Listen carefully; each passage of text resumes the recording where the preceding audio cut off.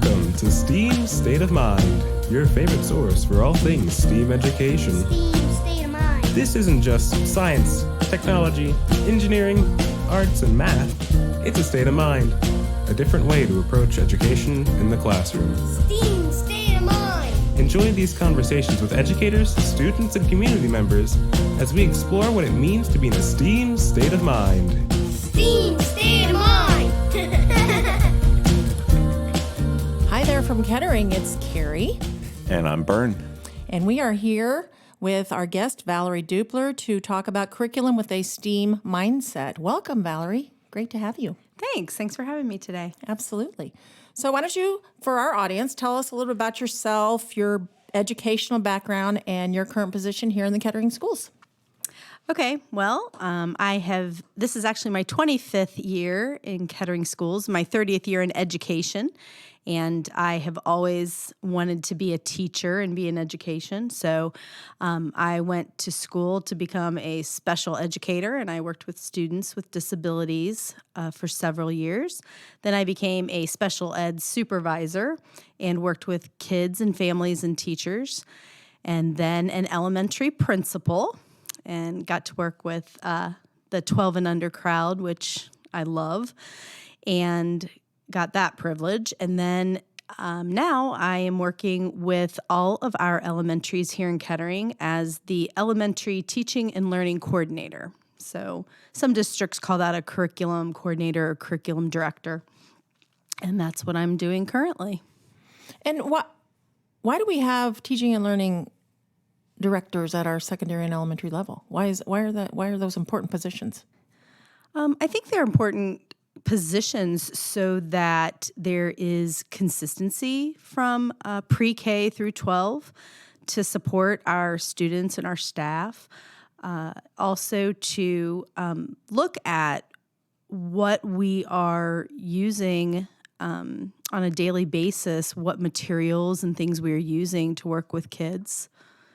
Also looking at instructional best practices, not just the actual, I think curriculum people think about just books, right? Mm-hmm. Or computer programs, and that is a big part of it. But the biggest part of it is the people, right? I mean, we're in the business of human, I say. That's our business. So it's also looking at best teaching practices, best assessment practices, things like that. And we have a great team that does that. Absolutely. I always say I don't think there's any more business out there that is like we are, and that is the people business. Without the people, we got nothing. So Absolutely. That human element is so important. And the other part that when you're talking about people look at the curriculum director or the curriculum leader and their position and what they do, people kind of visualize them sitting in their office with all these textbooks and these people coming in and selling their programs and selling their whatever. But you just said, that really developing a good curriculum and being a curriculum leader, that the human aspect of it is much more important than, the textbook that is adopted or whatever, that kind of thing. Can you explain that a little bit more, what you mean by that? Sure. I think that somebody coming in with textbooks or materials and looking at the usability of those and the content of those is part of the job. But the biggest part of the job, curriculum is about helping students learn. So we have to get out there into the buildings. We talk to teachers all the time and get input and meet with them about best practices, about the learning standards or learning outcomes. The books are important and the materials are really important, but most important is how are we going to help our students grow and learn and acquire and maintain skills that are going to help them, in the future to be employable and be independent. And so, yes, we do look at curriculum, of course, but we also are looking at the sequence of it and the assessments of it, checking to make sure that it's working? Is it a good curriculum? Also talking with teachers, like what are the barriers? What are the positives you're seeing? When do you see growth? How do you see growth? All of those things.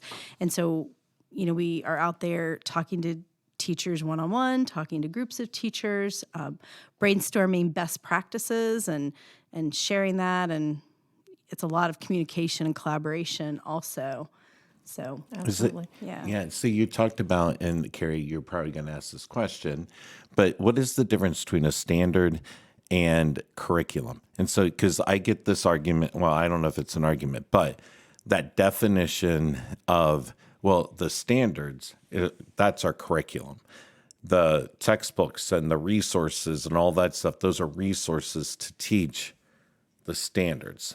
Okay, so can you clarify what this is? I can try. Okay. That's all we can do here. I hear like my mom and dad in my head when I hear standard, like kind of that high standard. A standard really, I think, is an outcome. It's what is expected to be learned or achieved, maybe by the end of a school year, right? What are the standards we want to achieve? Keep that high standard. And the curriculum, I think, is the means to get there, or part of the means to get there. It's kind of the day-to-day skills you're teaching. It's the sequence of skills and the reteaching and reinforcing of skills. So I think the curriculum is kind of the means to the end, and the end is that standard. Right. You want to make sure that the curriculum is kind of the building block, or kind of, you start with the foundation and you build on that, and that's where that curriculum helps you build up to that sort of mastery of that standard, I would assume. Out in the classroom. Yeah. Exactly. So let's talk a little bit about, and Bern and I always like to talk about standardized testing when we're on these podcasts. Our favorite topic, right? Bern's anyway. Yeah. How do these high stakes tests influence decision making in the world of curriculum? Well, standardized tests, they get a bad rap, but I like to frame anything as that there's, we can get some good out of it. Mm-hmm. And one of the good things I think about standardized tests is kind of exactly that word, standardized. It does help us focus our instruction and our teaching and our learning for developmentally appropriate skills for kids. It's a benchmark. It's a guide for us. So having that standardized test helps us have kind of that goal to work toward, and making sure that our standards are high and that we meet those goals. Of course, the caution in a standardized test is that we don't always want to narrow our instruction just to teach to the test, right? And so I think that we just have to be cognizant of that and very cautious. We want to make sure that some of our learning, of course, happens organically, right? There is a lot of excellent, and sometimes our most important learning happens organically and can be very impactful. So I think standardized tests are important so that there's some consistency, and we know then that all students have that standard to adhere to and work toward. But we also want to be a little bit cautious. Those standardized tests a lot of times are one day, they are a snapshot of one moment in time. And if that's a tough day or someone's not feeling well, you may not get that performance. And so while they are important, I think we equally have to pay attention to formative assessments, which are those assessments we do kind of on a daily or weekly periodic basis, because that is a little bit more of a picture of all time. I think about like maybe cooking. I could cook a meal and just bomb it, right? And that day and I time. would bomb it every time. Nobody likes seeing my cooking. Your whole... the cook in the kitchen. That's your whole I know analogy. that you're exactly right. That all the time. I need a chef to help me. I'll follow the directions, but I need a chef to show me what to put in the pan. And yeah. But you could bomb a meal on a Wednesday night, but if you've cooked pretty darn good meals, for the last 10 years, well, you might be a pretty good chef or cook. Right. But that one time. So I think standardized testing, that analogy is it's really important, but typically you're doing that on one day for 90 minutes or a couple of hours. And so I think we just have to be a little bit cautious about that, right? And I think what we've determined when we talk about testing all the time, we talk about it on this podcast, is that it has its place, but it's just one ingredient in that whole meal of the thing we call curriculum in school and learning and growing. So I think it's just one part of that. Yeah, and what I liked about what Valerie was talking about is that the formative assessment and the summative assessment and the standardized assessments, all of that, they all have their purpose and their meaning. And so like when I was in the classroom, but I'm a data geek. There's a couple of people out there that like, oh my God, Bern, just give it to Bern and he'll explain all the data and what all this means, and he'll give it to, he'll explain it to us. But I would love to, and I miss this part of being in the classroom, believe it or not. I would love to take the data that I would get from like the iReady assessment or from the standardized tests that, that they would take at the end of the year, and break down that data to see, well, okay, how can I use that to improve my teaching? What are my, what are the trends, like the 3-year trends and stuff like that. And then when it came to the, in the classroom, when these students had to take these, let's say when I was there, it was like that iReady test, and they would do that. And then I would dissect the specific needs. Okay, this is what this student needs, and then tailored it. But it takes a lot of time to do that and, whatever. But, if we, so testing, I agree, has its specific formative assessment is so important. All of these testings, they have their place. But is that what we base our curriculum on? Well, and the resources that we buy and stuff like that, I think what I'm hearing you say, Valerie, and correct me if I'm wrong, you don't, it's kind of like what you were saying earlier about the curriculum is to help the students meet those high standards that, that are expected of the student of the year. And we just developed, we try to give teachers the resources and the curriculum they need to help them get that student to achieve that. Not so much that they're going to achieve to pass a standardized test, but to, achieve, to learn, what they need to learn. Learn and grow. Yes. Well, and so a good, effective teacher will take that data from those standardized tests, from those assessments, and use that to see what's working and what's not working. What do I need to do differently to help my kids grow? And so I think it does have an important place in our school world. And I think it's something that you can look at as sort of a help as a teacher to help you learn to do things differently, better, so that your kids are growing. And I think that's bottom line what it's all about, is getting your kids to learn and grow. Absolutely. Yeah. Yes. Now, we can over-test. Well, yeah. Like there sometimes, I look at all these Don't get Bern testing. started on this. Don't. Okay, all right. That'll be another topic at another time. But it's like, oh my God, okay. So I truly believe that the test has to be purposeful. Yeah, absolutely. And that we just don't test a kid to test a kid. There has to be an outcome that we are, like, okay, what's the reason for this test and why are we doing it? And does this test meet the needs of what we are looking for? So the same could probably be said for homework, but that's a whole nother podcast. Oh my God, that's a whole nother podcast. But okay, so testing has changed the curriculum and, like what a curriculum leader does or whatever. But what else has changed in the curriculum world since you have been in education? I do think that we have more focused standards and benchmarks. Back in the day, I can remember doing my dinosaur unit. Yeah. With my students because I love dinosaurs and so we would read books about dinosaurs, we would talk about vocabulary, we would make dinosaurs, we would write about dinosaurs for sometimes weeks on end, right?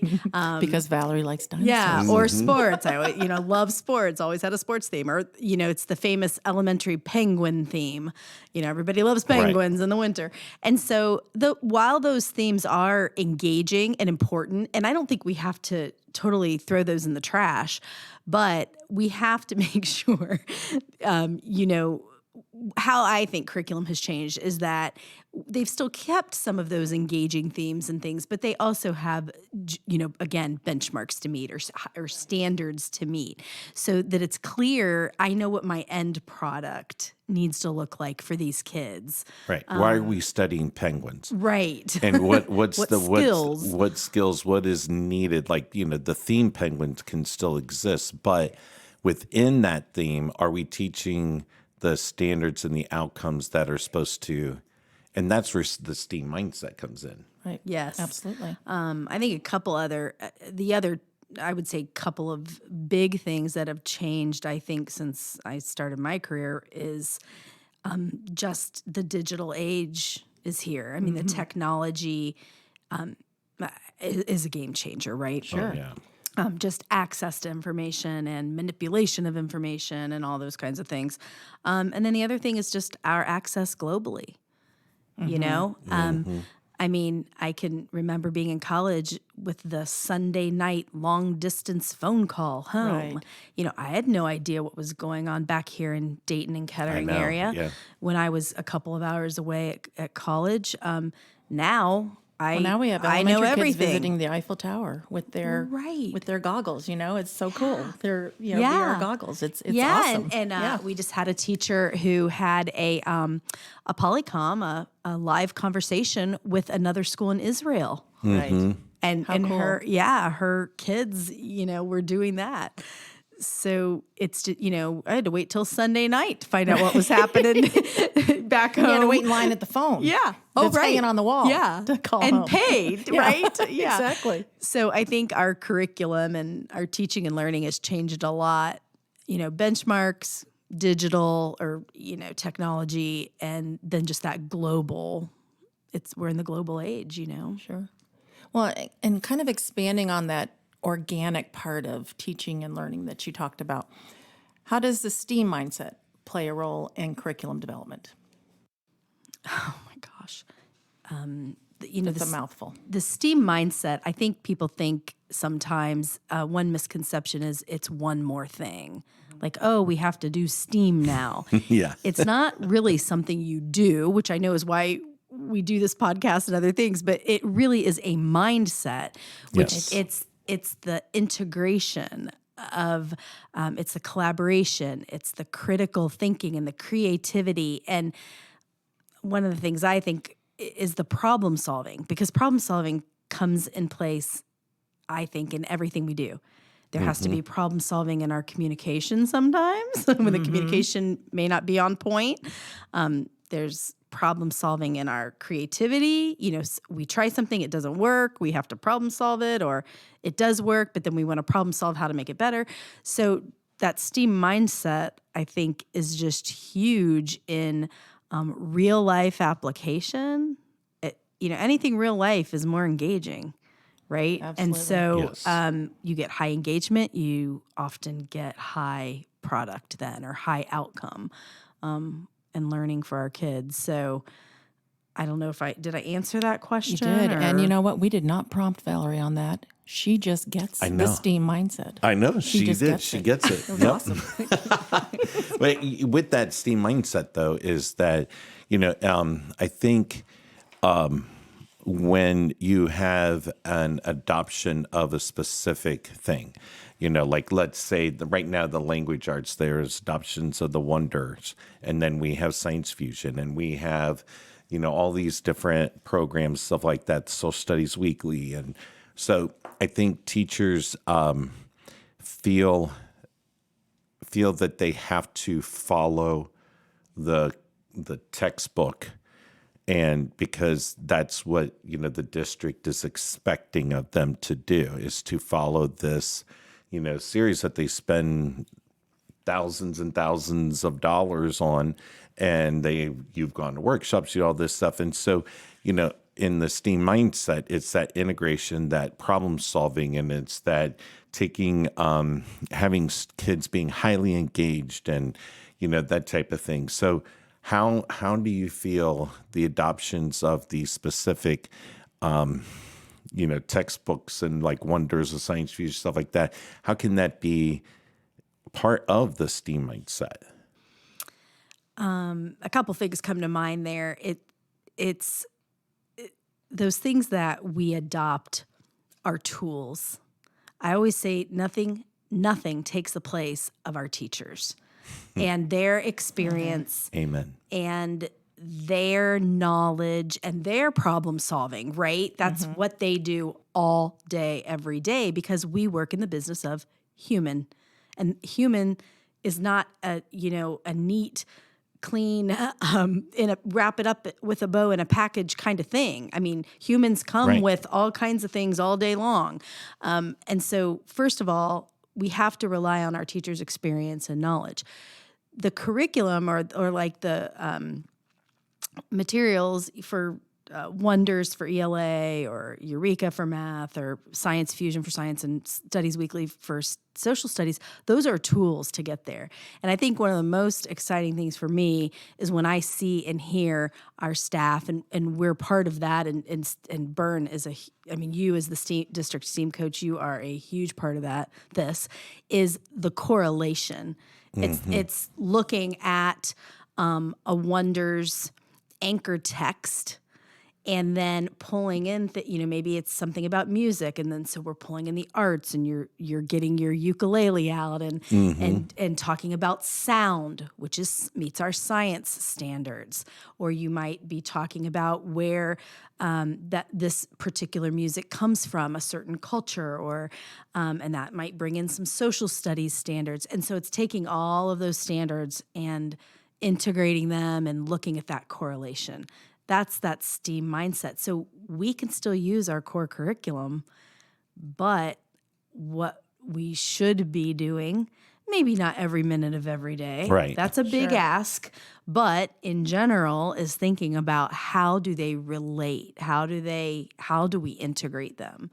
Because that is highly engaging for kids, and it brings in all kinds of different skills. And and that's the other part when you're talking about that integration is, and we've talked about this before, there's not enough time in the day to go through and teach every standard, everything or whatever to a mastery level. And that's why that integration piece is so important, because you need to be, and I think that's kind of what you're saying, in the like Wonders and Science Fusion and, all this stuff, those are tools to get there. It's not the, so it's a lot with the teacher efficacy, that, the tools they're there to help, so, they can be used in the best way that the teacher feels that it's the best way. Am I saying that correctly? I don't want to put words in your mouth. You absolutely are. Okay. And there are times when all of us get, I think, caught up in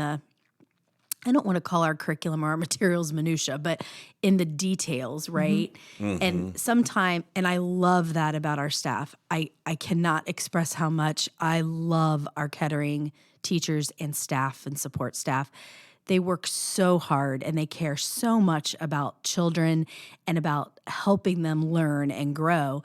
And so sometimes I think it's easy to get stuck in, this is chapter 1, module 2, and I need to make sure. It's easy to do that. And so always I am saying, yep, that's important. Chapter 1, module 2 is important. But what is most important is that teacher efficacy. What do you know as a teacher that your kids need? Yeah. And then use that as a tool. Use those materials as a tool. Well, and I was just going to say, and I don't think it hurts to reiterate what goes into the adoption of these tools. I mean, that's and important. it's not a, where a salesperson shows up in your office, Valerie, and you look and you say, oh, that looks like that might work. The people involved, the time involved, and looking to make sure that that particular tool is going to fit into all of these different pockets, that you can adapt it to a STEAM mindset, that you can, teach it and kids will learn and they will be engaged. I think that process, it doesn't hurt to remind people what we do here in Kettering before we put that tool in front of that child.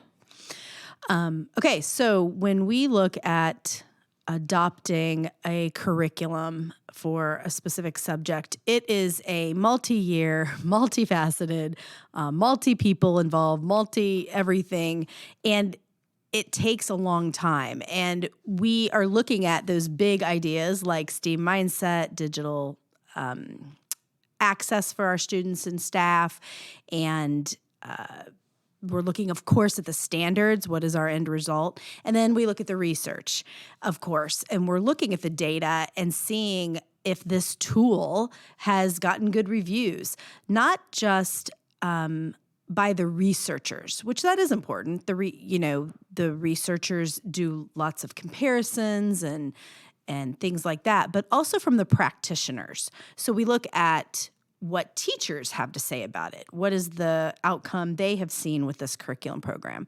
And so you start kind of big. And then, of course, we gather our experts here locally or in our surrounding districts or surrounding states.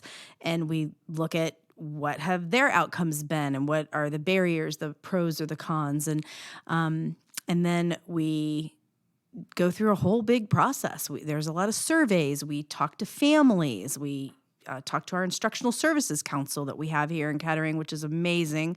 It includes parents and families and family members, board members, teachers, administrators, and even our own high school students to get their feedback on curriculum. And then, of course, we have to look at the details of the curriculum. Is it easy to use? Not easy, but Right. Is it usable? Sure. Is it engaging? Does it address our Ohio learning standards and outcomes we'd like to see for our students? Does it represent our student body and our community? So you're looking, and content, of course, the academic content, right? And so you just look at a lot of different things. And so there are surveys, and then we do talk to publishers. Like you said, there's somebody that comes in and shows it to you. Mm-hmm. But we narrow that down because there are hundreds, right? Tens of hundreds of things we can look at. So we narrow it down to what we think are the 3 to 5 probably best choices. And we go through a process with all of those experts and families and kids. And then we choose 1 or 2 and we pilot so that we can really dig into it and look at what the maybe pros and or needs are of it. And then we finally get to an adoption. And we consider, of course, the cost of it as well.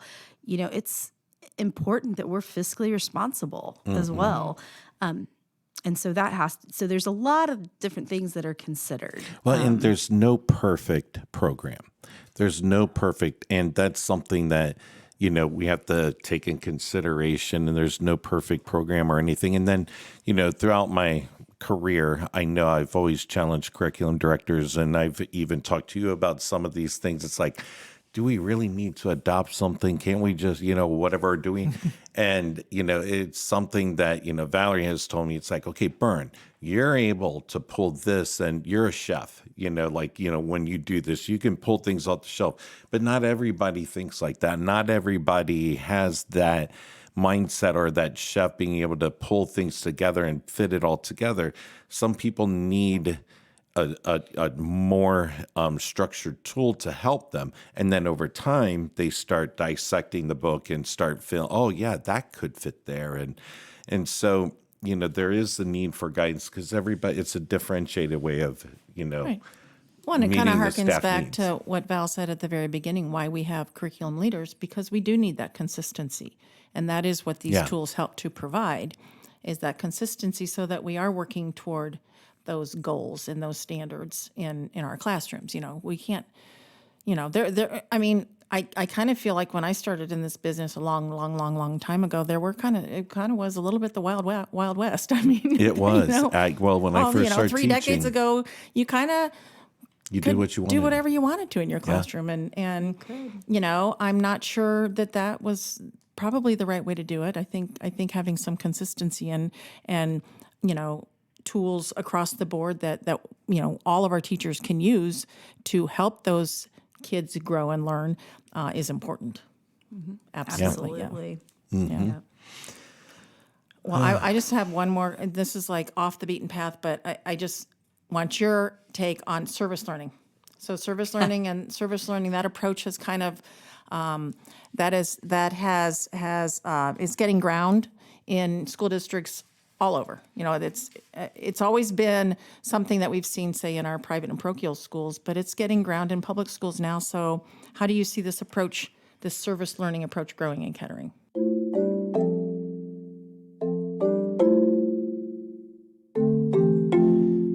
Okay, let's take a short break from the podcast and let's talk about what is service learning. And there's an article from Edutopia written by Heather Galron.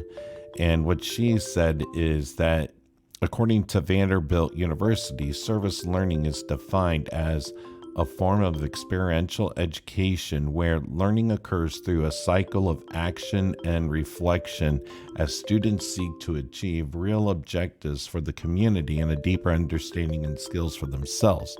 Now, that seems like a kind of a complicated, definition. And so she also puts in her article about what Wikipedia explains what service learning is. And Wikipedia says it's an educational approach that combines learning objectives with community service in order to provide a pragmatic, progressive learning experience while meeting societal needs.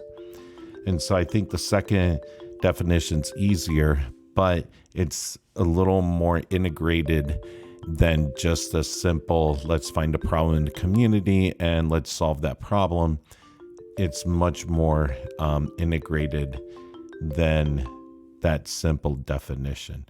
So that is service learning. And now back to the podcast.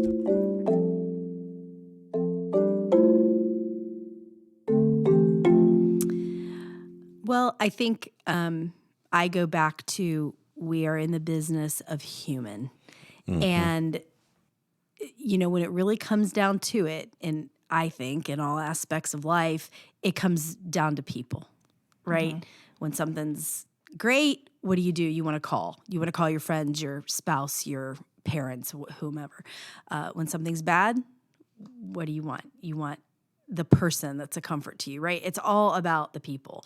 And so service learning, that really addresses community issues and real issues and human issues.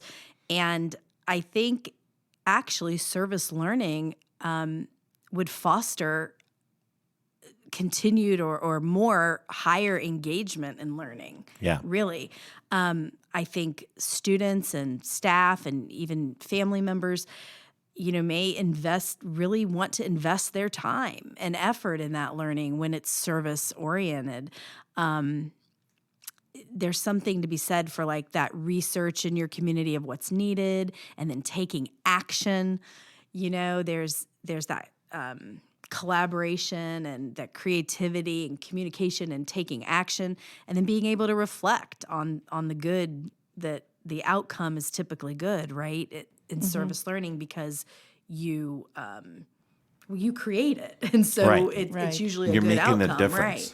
Right? Is it going too far to say that service learning can be kind of organic in that spirit chain? Is that not service learning? KMS and Orchard Park were both awarded for their participation in holiday aid and collecting food items for the food bank. Is that not organic service learning? It doesn't have to be in the curriculum book.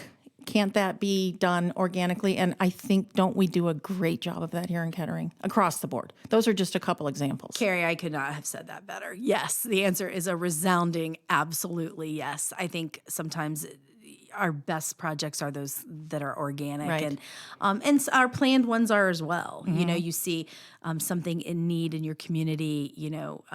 Unfortunately, things like fires and homes and families, and then what happens is the community rallies and the kids rally, and kids are learning from that. They're they learning. are learning, and it's it's not just the people skills and communication problems. They're learning also, they have to do some math and social studies and writing and reading and those kinds of things. It's also very academic as well. Right. So, yeah.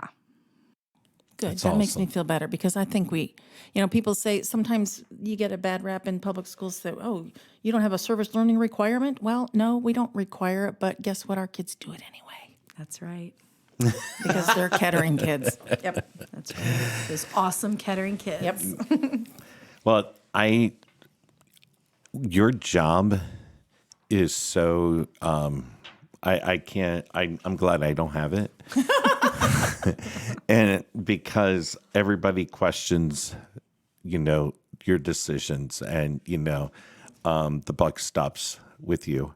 Well, kind of, whatever, however, but, and so there's so many, but I think you helped clear up some misconceptions or things that, are misunderstood and how the process goes through, and all the details with it. And I think this is going to be helpful, not just for the Kettering, listeners, but, wherever worldwide, something what a curriculum director or whatever teaching learning person does to help their staff.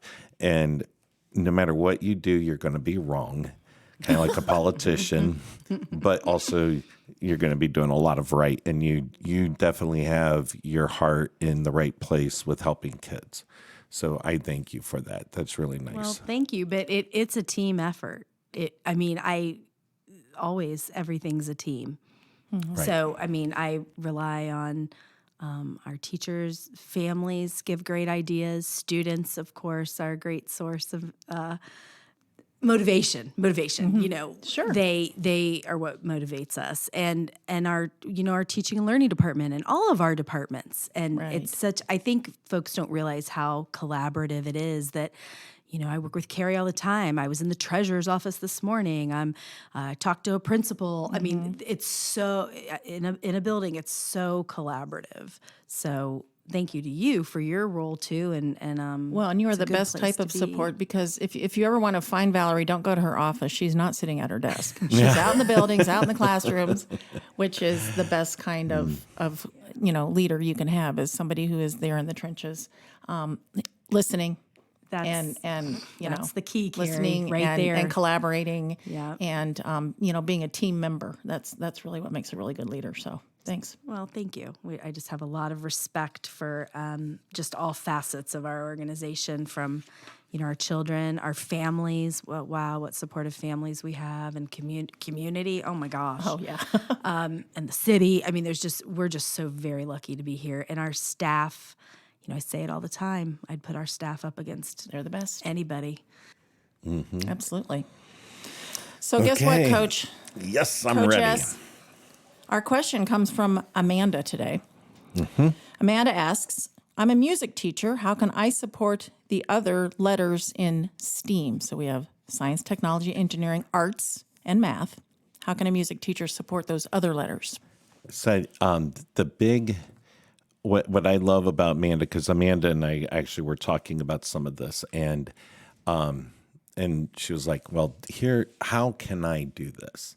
And I was like, that'd be a great podcast question. So that's why it's Thank here. you, Amanda. And so, yeah. And so, when you think about the arts and like for her, for music, think about how much science is involved. Think about how much engineering of the instruments and of the getting the right pitches and all of this stuff. And you think about the mathematical aspect of music with the, the quarter notes, the half notes, Right. and all of the rhythms and the beats and all that stuff or whatever.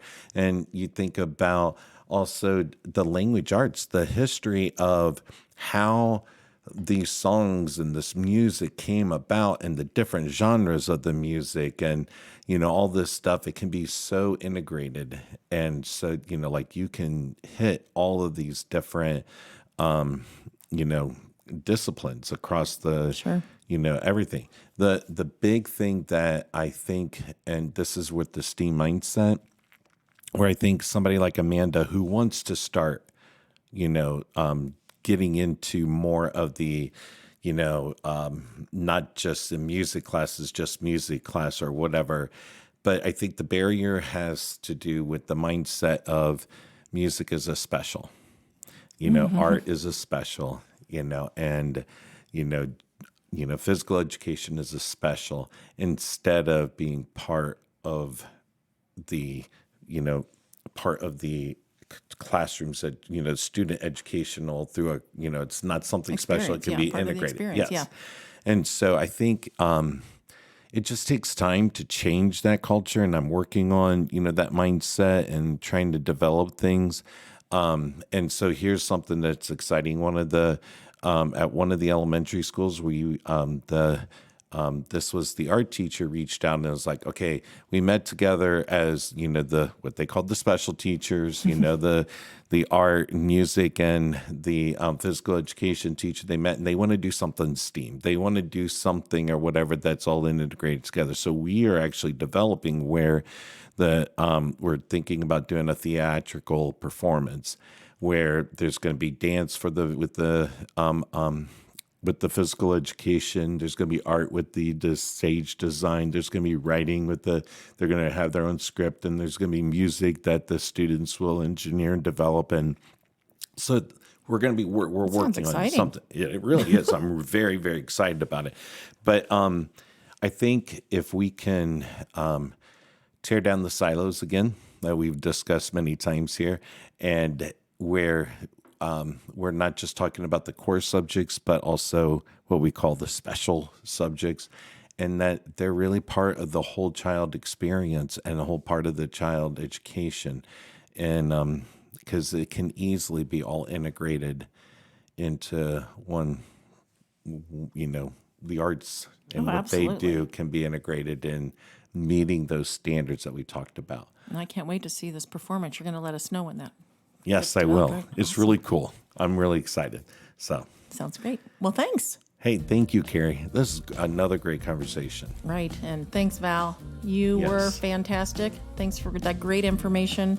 It's always nice to just be able to sit here and have a conversation about some really important things that we've got going on in our district. So thanks so much. Thanks so much. It's exciting for me, too, because you are two of our major leaders in this district. So smart, experienced. You, Kari, and we're lucky to have you as well.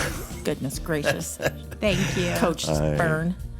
Okay. Well, we will see everybody soon. Or I don't know if we'll see you, but we will be back on our next podcast. We'll talk to you excited. soon. We'll talk to you soon. Yes. Thanks, Kari. Thanks, Bern.